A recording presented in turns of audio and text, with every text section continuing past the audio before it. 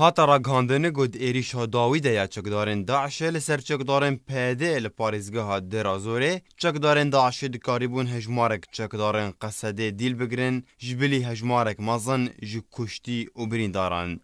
لگوری گو تورا فراد پوست یا کونیزی کی داعشه دگرت ویدیوی که ده بلاف گریه دیار دبه چکدارن داعشه لگل هجمارک دیلن قصده هروها هجمارک کشتی شارد ناورا وانده لسر اوتومبیلانه لناوا باجاروکی الشعفه یا گوتبن کنترولا چکدارن داعشه ده دیگرت ویدیوی که دنجی گو چکدارن داعش بلاف کرنه هجمارک کشتی دیار دبن گو چکدارن داعش راگهاند بون گو او کشتی قصدینه ین شر داوید ناورا وانده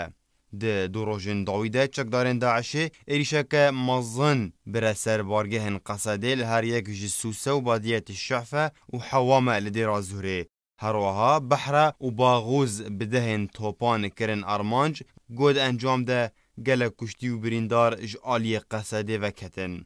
هروها راگهاندنا بسر داعش و راگهاندن گوچکدارن وان دکاری بون کامپا هجینجی کنترول بکن پشتی ایریشکش آلی شعفه لی پشتره قصده دیسان او کامپ کنترول کر و آلی کاریا بالافرن هفپیمانیا ناف دولتی یا لدجی داعشه